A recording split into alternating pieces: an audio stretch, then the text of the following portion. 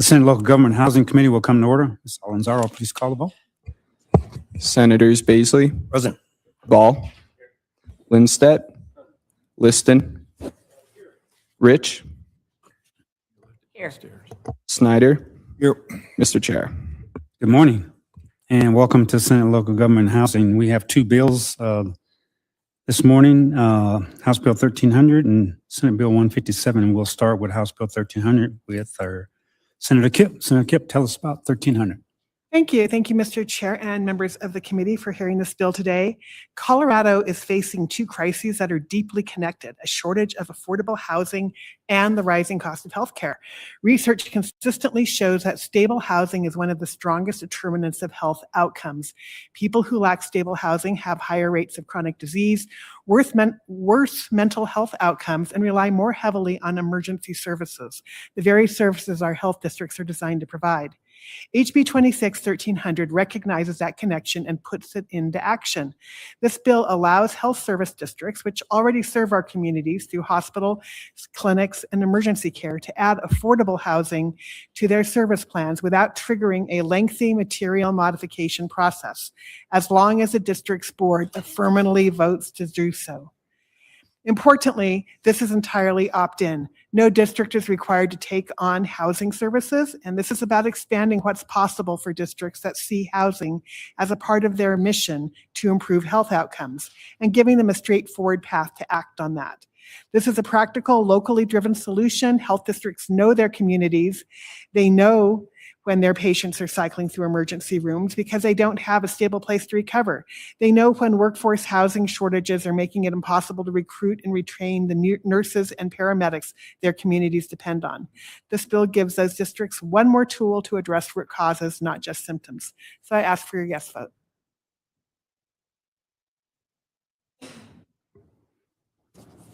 Thank you, Senator Kipp. Committee questions for our bill sponsor. Okay, seeing, yes, Vice Chair Snyder. Thank you, Mr. Chair, and thank you, Senator Kipp, for bringing the bill. I just want to clarify, the way I understand it, the current law is that if a special district health board wants to expand their scope, in this case, go into affordable housing, they have to go to the local government authority, whether it's a county commissioners or a city council, and petition them for the ability to expand their scope. This bill would remove that requirement, so that it would be up to just the board itself to make the determination whether or not they would expand into affordable housing. Correct. Senator Kipp. I'm sorry, Mr. Chair. Oh, you're good. Yes, that's what it would do, but it also makes very clear in the bill that they would have to work in cooperation with the local folks, including the local housing authority, local housing providers, and the local government. So it's still a cooperative type of thing. It's just trying to avoid the lengthy administrative process of going through the process of doing that in order to be able to provide those services. Okay, thank you. Okay. Seeing no further questions, folks, we're going to take a Senate 205. We're waiting for our IT support person for those that are participating remotely. So give us a few minutes to get somebody here. Unless somebody in the audience has expertise in. Okay. We'll do a Senate 205.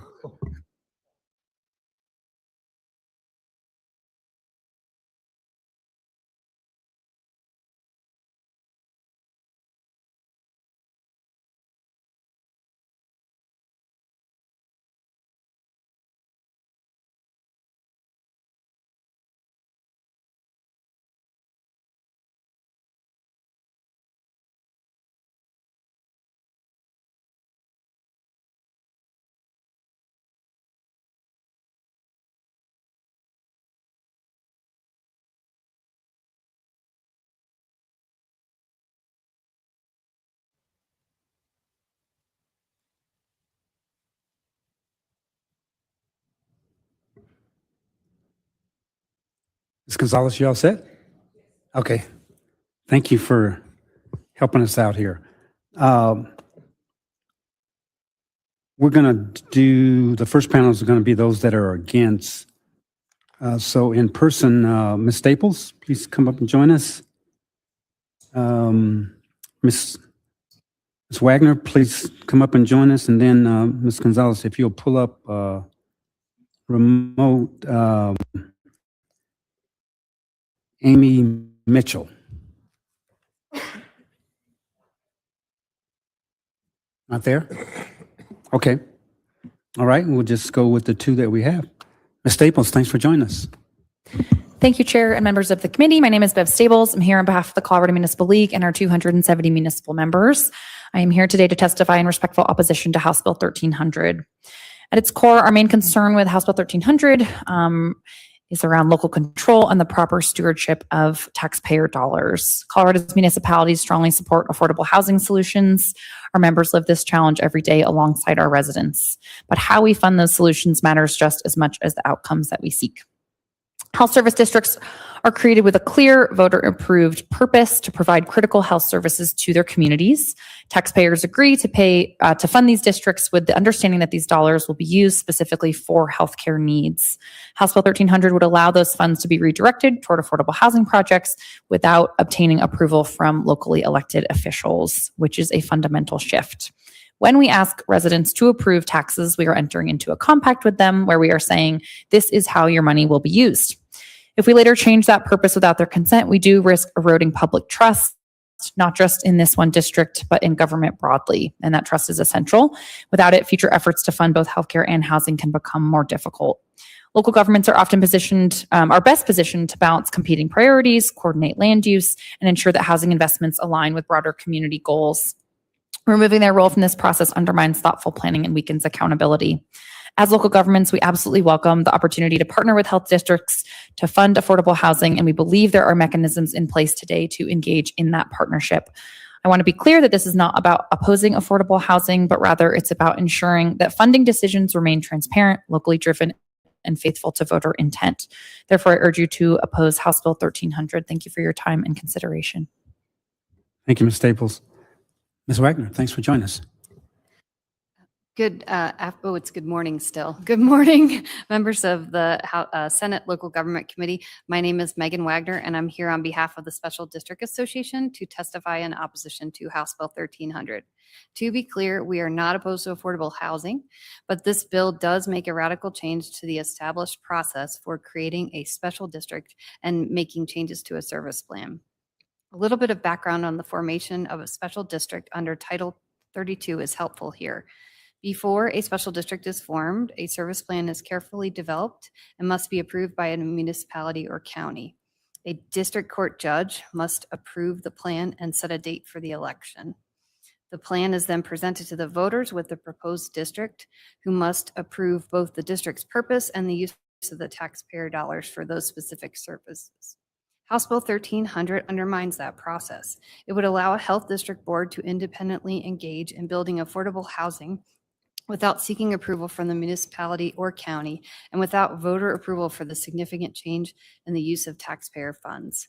Further, the bill lacks clear guardrails. It does not define the type of affordable housing that may be developed, nor does it require any meaningful nexus between the housing and the core mission of the health district, such as workplace housing or employee housing. As written, it grants broad authority with little accountability. This is a significant departure from the longstanding practice and removes critical oversight from both local governments and voters. For these reasons, we oppose House Bill 1300. Thank you. Questions for our panel? Yes, Senator Ball. Thank you, Mr. Chair. Ms. Staples, you mentioned a desire to go back to the voters to change, what the special district has been created originally for. But under current law, does that have to happen? My understanding is that right now the special district or the health district, would have to petition the local governing body, but it wouldn't have to go back to the voters to make a change. Is that correct, or am I misstating things? Ms. Staples. Thank you, Senator, for the question. I actually think that my colleague from SDA might be better positioned to answer how the process works. Ms. Wagner. And I'm going to phone a friend because Michael Valdez is here and I'm only new. And so I'm going to make him come up and answer just so I make sure I don't misrepresent. Please join us, Mr. Valdez. I was going to ask you a question anyway. Come on up. And also the bill drafter is here. Mr. Mr. Valdez, did you hear the question? Thank you, Mr. Chairman. Michael Valdez, SDA. Please ask the question again, sir. So the question was, right now, if a health district wants to build affordable housing, and that wasn't in the original charter from the voters, does it have to go back to the voters to make a change, or does it have to go to the local governing body to make a change? Thank you. Mr. Valdez. Thank you, Mr. Chair. It does not have to go back to the voters. It does have to go back to the city or the county who approved the original service plan. Senator Ball. Thank you, Mr. Chair. So just to confirm, so the impact of this bill is to remove that step, right? So no longer would you have to have the approval of the local governing body? That's correct. That's the change? Okay. Mr. Valdez. Sorry, Mr. Chair. Yes, that's correct, Senator.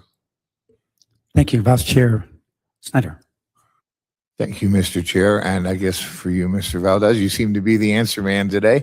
So I don't have the legislative history of these health special districts, but looking through all the material, it seems like having the local government authority have to be petitioned and approve of the expansion of their scope for what I believe are called substantive modifications. Seems like that has a feel of compromise. Instead of having to go back to the voters for every substantive change, at least they have to go through the local government authority. So I'm wondering if you had any of that legislative history. Let me know if I'm on the right track. Mr. Valdez. Thank you, Mr. Chair.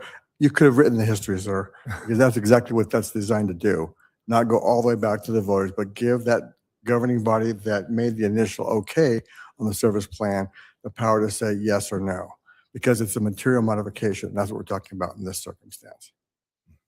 And Vice Chair Snyder. one final question. Mhm. And of course, the voters of the district would always have the ability to, if they weren't happy with the board's direction or some of the decisions they made, they could actually recall or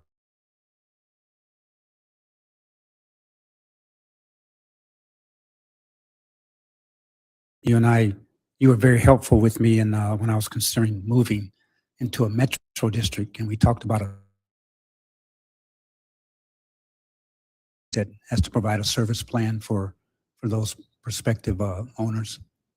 Mr. Valdez. Thank you, sir. Yes, we're talking about the service plan that is basically the constitution for any special district. That's the governing document.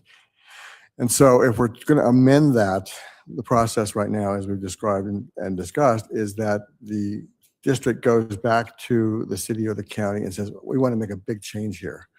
And it can be costly and it can be time consuming, which is why it's put in place so that there are those guardrails that you've heard about from previous testimony. Okay. And what is the difference between a special district and a metro district? They're one of the same. District provides two or more services to the community around it.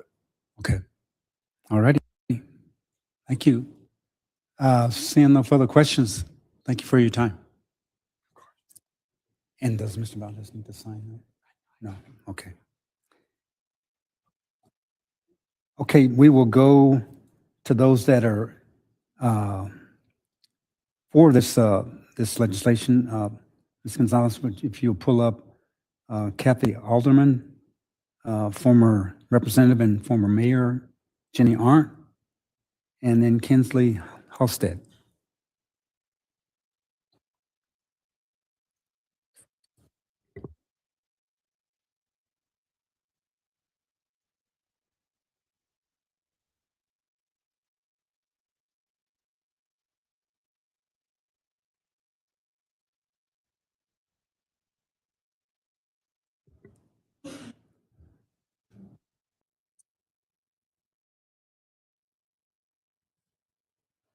Okay, we will start with former legislator and former mayor, Miss Jenny Arndt. Thanks for joining us. Good to see you.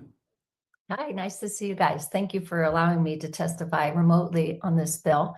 Again, thank you for having me. You know, you've read the materials and you're speaking very knowledgeably to the subject. I will tell you where this bill came from, because I always think that's an interesting thing. It literally came from me in my kitchen one day thinking about affordable housing. We had a health district election coming up, and the finances in the health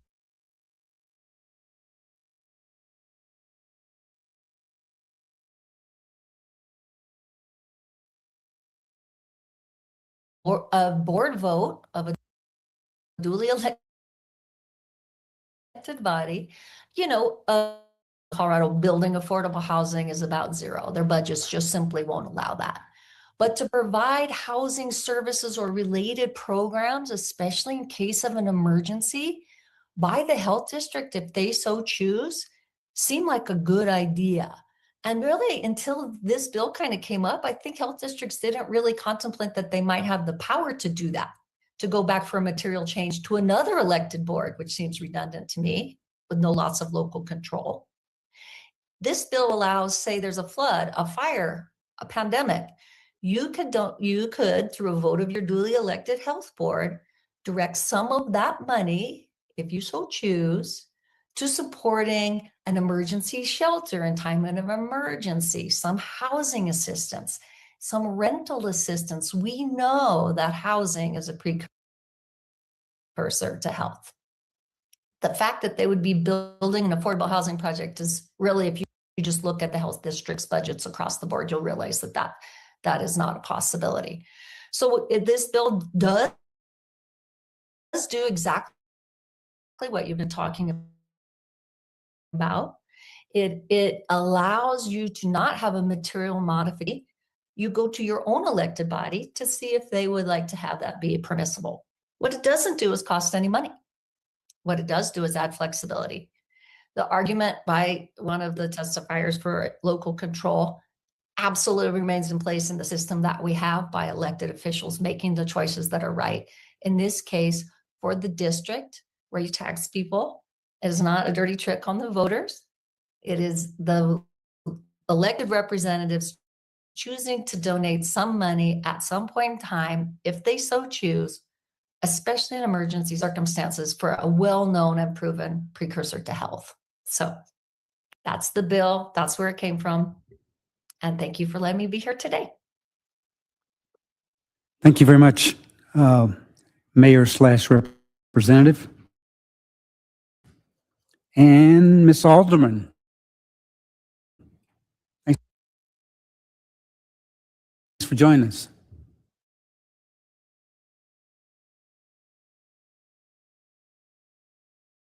Care provider for people experiencing or at risk of homelessness. And we've been doing this work for over 40 years, developing around 21 residential properties. We do come in support today, particularly after the amendments that were added on in the House. And we want to thank our sponsors and Senator Kipp for bringing this piece of legislation. We know that we are talking about the housing crisis that we've been in. We've been talking about it for years, and we've seen significant investments from the state in housing, including many new laws to encourage and incentivize housing development in local communities. We've required that those local communities align that housing development with their demonstrated